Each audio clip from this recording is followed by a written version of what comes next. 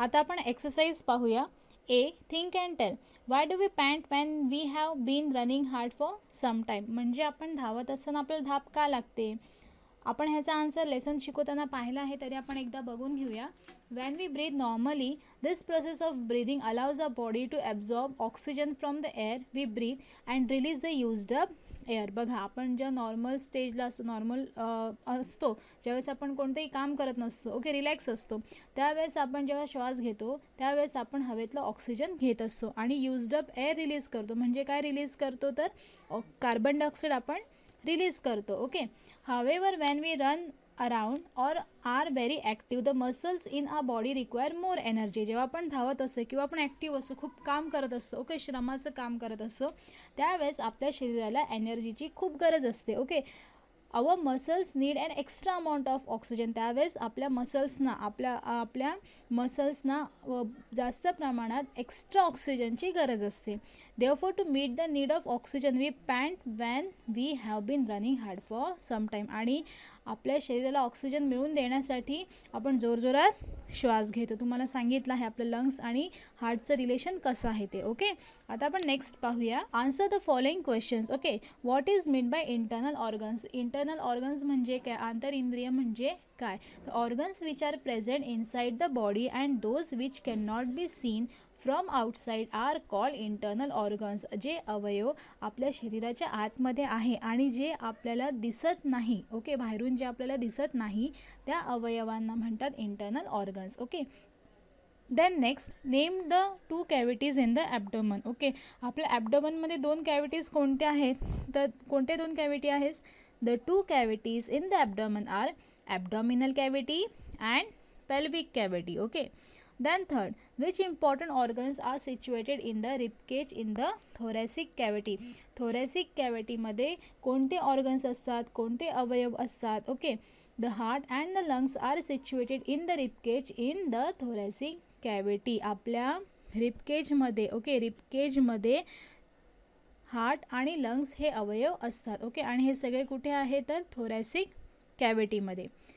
Fourth, why does the chest swell when we breathe in. आपण ज्यावेळेस श्वास घेतो त्यावेळेस आपली छाती का फुलते. When we breathe in the outside air enters the body and hence the chest swell. आपण ज्यावेळेस श्वास घेतो त्यावेळेस बाहेरची हवा आपल्या शरीरात जाते, म्हणजे आपण ऑक्सिजन घेतो, त्यावेळेस आपली चेस्ट स्वेल होते, म्हणजे फुलते. Okay. Now next, fifth, why is the brain situated in the casing of the skull. काय दिलं आहे पहा. आपले जो मेंदू आहे तो कवटीच्या कवचामध्ये का आहे. ओके. तर त्याचा आपण आन्सर पाहूया काय आहे. The brain is the most important internal organ. आपला जो ब्रेन आहे, मेंदू जो आहे, तो खूप महत्त्वाचा अवयव आहे. Okay. Injury to brain can make one disable for life or even cause death. जर आपल्या मेंदूला जखम झाली तर आपण अपंग होऊ शकतो किंवा जास्त प्रमाणात जर इजा झाली तर एखाद्याचा मृत्यूसुद्धा होऊ शकतो. Therefore the brain is situated in the casing of the skull where it is safe and secure. म्हणून हा जो मेंदू आहे तो कुठे असतो, तर हा जो मेंदू आहे तो आपल्या कवटीमध्ये असतो, जिथे तो सेफ आहे आणि सिक्युअर आहे. Okay. Now next, fill in the blanks. The internal organs that help digest food are present in the alimentary canal. जे इंटरनल ऑर्गन्स आहे जे पचनाला मदत करतात ते कुठे असतात, तर एलिमेंटरी कॅनलमध्ये असतात. Then second, we have 2 lungs. Okay. Third, every throbbing of the heart is called a heartbeat. Throbbing म्हणजे काय, जी धडधड होते, ओके, त्याला काय म्हणतात, heartbeat. Okay. Fourth, we become aware of all the emotions in the brain. आपला जो ब्रेन आहे त्यामुळे आपल्याला आजूबाजूच्या वातावरणाची जाणीव होते, म्हणजे आपण अवेअर राहतो. Okay. The structure of the human body is very complex. आपल्या शरीराचं जी रचना आहे ती कशी आहे, तर कॉम्प्लेक्स आहे, म्हणजे गुंतागुंतीची आहे. Okay. then next, true or false, the esophagus is in the thoracic cavity. esophagus thoracic cavity मध्ये आहे. true. the heart is a little bigger than our fist. आपला जो हार्ट आहे तो आपल्या फिस्टपेक्षा, आपल्या मूठपेक्षा जरा मोठा आहे. True. The food in the mouth forms a moist lump. म्हणजे काय दिलं आहे, तोंडातल्या घासाचा ओलसर गोळा होतो. आन्सर आहे true. And then last one is,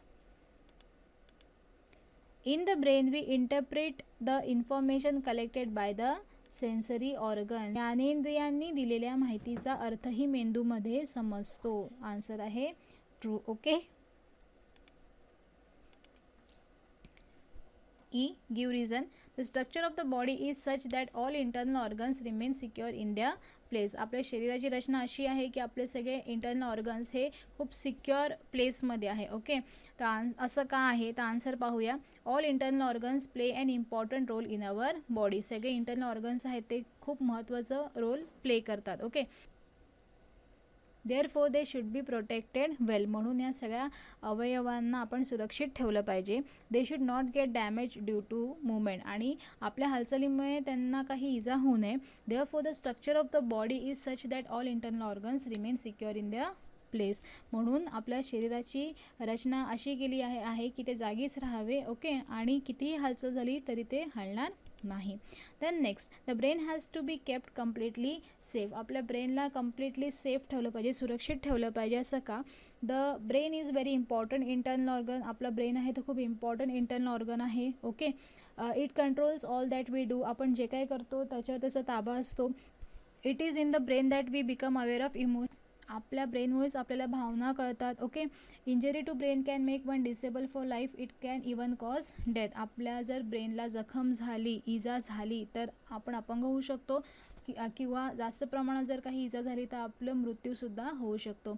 hence the brain has to be kept completely safe. म्हणून ब्रेनला पूर्णपणे सुरक्षित ठेवलं पाहिजे. Then third, blood must be kept flowing in the blood vessel throughout the body. Okay. काय दिलं आहे? शरीरभर पसरलेल्या रक्तवाहिन्यांतून रक्त खेळते ठेवावे लागते. बघा, आता ह्याचा आन्सर आपण पाहूया. A network of blood vessel is spread through out the body. आपल्या पूर्ण शरीरामध्ये ब्लड वेसल पसरलेले आहेत, त्याचं जाळं पसरलेलं आहे. Blood flows through them continuously. या रक्तवाहिन्यांमधून रक्त सतत वाहत असतं. The air we breathe in is carry to all parts of the body through the blood. आपण जी एअर घेतो म्हणजे आपण जे ऑक्सिजन घेतो ते पूर्ण बॉडीमध्ये या रक्ता थ्रूच पसरत असतं. The nutrients from the digested food are also carry to every part of the body by blood. आपल्या पचनानंतर जे काही न्यूट्रिएंट्स असतात ते सुद्धा या ब्लडमध्ये मिक्सअप होऊन पूर्ण बॉडीला ते मिळतं. Therefore blood must be kept flowing in the blood vessels throughout the body. म्हणून ह्या रक्तवाहिन्यांमधलं रक्त सतत खेळते ठेवावे लागते. Okay. Now match the following. Blood supply heart, breathing lungs, carrying food to the stomach alimentary canal, controlling movements brain. तर मुलांना आपण हे क्वेश्चन आन्सर्स पाहिले आहेत, हे तुम्ही वहीमध्ये लिहून लर्न करणार आहात. ओके.